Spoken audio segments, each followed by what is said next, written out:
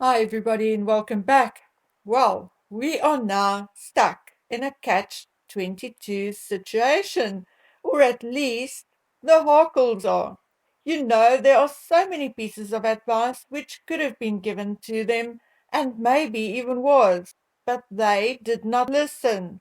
Or maybe their greed, or Meghan's greed, was indeed the reason. You see, Rome was not built in a day, but Meghan wanted it built in half a day, and she wanted it all, and she wanted it yesterday. Think back, and if you had been with me for a while, you will know that we spoke about it before. When they left the royal family and went to the United States, Meghan was going to do voiceovers, get leading roles, write books, become a renowned author. She was also going to be a top model, influencer, politician, and Mother Teresa times 10. Basically, the only thing she was not going to be or become was an astronaut. And I'm not even 100% sure about that one. The point is, and I've said it before, you can't be everything. Pick one thing which you are really good at or really like doing and stick with it. But Meghan's narcissism cannot accept it because she cannot accept that anybody could possibly be better at anything than her. I mean, there was even talk that she wanted to come to South Africa and teach safe birthing methods. Yes, really.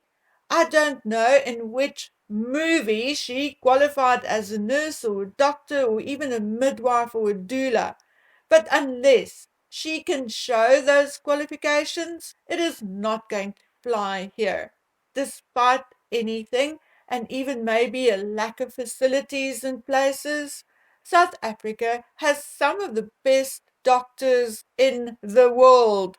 Anyway, Meghan caused the epic Sussex burnout that we are currently seeing because every successful business person will tell you what happens when you saturate your market. And that is what Meghan did. And if she perhaps did it in a nice or even cute way, maybe she would have sort of gotten away with it.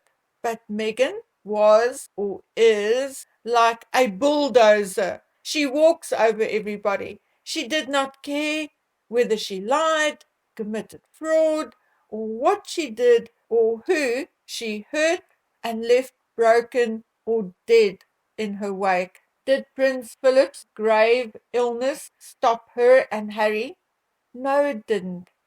Did the Queen's illness stop her? No, it didn't. Is her own father's illness stopping her? No, it isn't. Call this bullying. Call it what you want.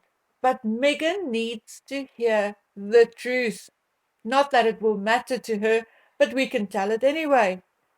Meghan is not ugly, but she is not the beauty she thinks she is. Her legs may be longer than her torso, but she does not have mile-long legs like she is so keen on telling everybody. No, Meghan herself is not even half a mile long. But that is the kind of self-delusion she prescribes to. And had her parents corrected her instead of lying to her, had they taught her humility, to be humble and sensible, she may have turned out differently.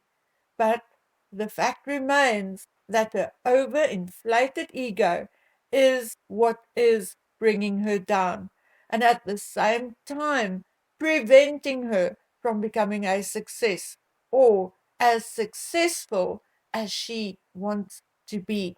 Because regardless of her looks, regardless of whatever intelligence she may possess, she comes across as vile, nasty, and a very rude person. Another Meghan Markle trait which is becoming unbearable, is her lying.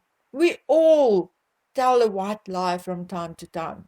You know, the dog ate my homework type of lie. Or the, no, those trousers does not make you look fat kind of lie. But not Meghan Markle. For me, it is beyond comprehension how she can go on, for instance, Oprah, an interview she knew was going to be watched worldwide because it was pre-sold to networks worldwide. And then she still goes on there and lie.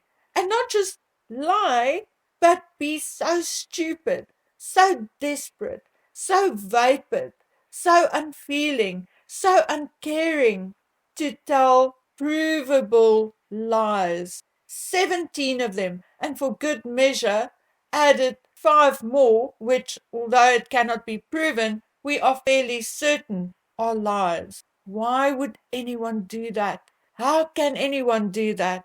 Is it insanity, stupidity, or utter narcissism of the worst kind? Whatever the answer, the fact remains that it is a red flag to anyone who may have thought of working with her. I mean, who in their right mind would risk working with her knowing that if something is not exactly to her liking, she is going to run to the media and defame you, even if she has to lie to do so. The next Meghan Markle trait, which is becoming unbearable, is this so-called manifestation technique she uses. Remember how Doria was invited to Sandringham for Christmas? No, she wasn't. But Meghan thought she could embarrass the Queen into doing so, or then plant an idea in the Queen's head. It did not work. Yet she keeps doing it, like the latest bullshit story distributed to the media, namely that she is negotiating a deal with Dior. An utter BS story, as we very quickly found out.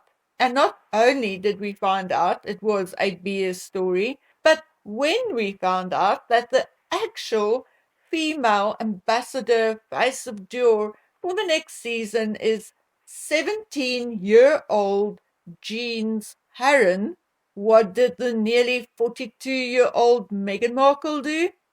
Anyone? Can you answer me? Yes, she went out and had herself photographed in very straight hair, just like that of Jeans Harren, and a striped jersey, just like the one Jeans was photographed in for her first campaign. My friends, this is sick, deranged mental instability on display. It is so insane that it is actually scary. Now, none of this will help Meghan, and nor will the stories of how she treated the staff who helped her with her podcast help her now or in the future. She already had allegations of bullying against her in Britain, and the stories currently coming out about her treatment of staff on the podcast is basically validating the other stories coming from Britain. And not only that, but it is now also opening the door for other people who had previously worked with her to talk. People working with her on Suits, on the Reitman's campaign, and a number of other shoots are coming out. Nasty, nasty, nasty, and predating her time as a royal. So clearly part of her personality and delusion. So again, ask yourself, who would want to work with that? Who would knowingly enter into any agreement or deal with that? No one.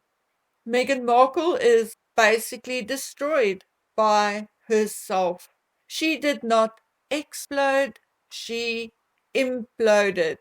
Her fakery, taking all the credit for the podcast when it has just been revealed that she did not even conduct all the interviews herself, but that in many cases her voice was just spliced in. Oh my word. I honestly just can't with Meghan Markle anymore. I have lived a long and hard life, experienced and seen more than I should have. But never have I seen the likes of Meghan Markle. And I don't mean externally, I mean her personality and habits. I have come across criminals and liars in my life, but a devious brain like hers I have not come across or experienced before. There is no such thing as predicting what she'll do next. Yet, in a way, she is very, very predictable.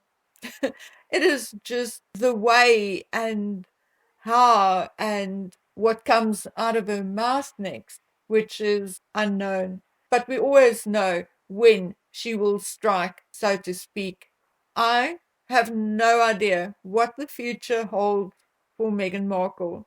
The failed actress, the failed duchess, the failed humanitarian, failed writer, failed podcaster, failed producer. What can she do now to achieve a measure of success and earn the money she so longs for? I don't know, because and I know a few others, are so sick and tired of her that we shall not buy anything from any blog or website she runs. So, can she even make a success as an influencer as things stand now? I doubt it. Some of her sugars are saying that she has other streaming platforms lining up to host her archetypes. No, they are not. It was a failure with falsely inflated ratings in order to get people to watch it. And besides, Amazon still has a running deal with King Charles III, and YouTube just signed a deal with William and Earthshot. What I can, however, also tell you, and have told you before, it may not be true that she owed Sunshine Sachs money. I don't know. I was told that she was a couple of months behind on their fee, but allegedly it was eventually paid. But although I cannot vouch for that particular story, I can tell you with 99% certainty that the reason why Sunshine Sachs dropped them had nothing to do with money, but everything to do with her lying and antics and the embarrassment they suffered because of it. How long will William Morris Agency last or tolerate her BS? I'm going to tell you, based on her past behavior, that she will charm them all for a couple of months, and then it will go the same route as Sunshine Sachs. I think what William Morris Agency don't realize is that Meghan's failures are not as result of bad PR, but as result of who she is. And at 42, she is too old to change for the better. She may, however, get desperate and change for the worse. In a way, I almost feel sorry for her, but unfortunately, her nastiness quickly kills all empathy one can feel for her, and thus I do not know and cannot predict where she will end up. Maybe a Doria Mach 2, inheriting Doria's house after she tripped over her dog leash. I don't know. She may be stepping back from her toxic relationship with a British prince, yet another failure, and having lunch with a Rothschild. But I don't think it is going to change the outcome for her. I think she will alienate far too many people and basically end up alone, maybe marrying her last and one and only bodyguard in a bid not to look like a lonely, desperate old woman, in my opinion. Okay, guys, that is it. I rambled on for far too long. However, I hope you enjoyed it. I would love to read your opinions in the comment section. I also want to thank you all for your reaction on my previous video. Remember, it is not an effort to diagnose anyone, let alone Harry, but it is a teachable moment. It opens a dialogue in which we can learn from one another, and also for those who are suffering from the effects of mental illness, being your own or a family member or friend's mental illness, to realize they are not alone. Thank you, guys. You are all great, and I appreciate you so much. So please take good care of yourselves until we meet again on the next one. Bye.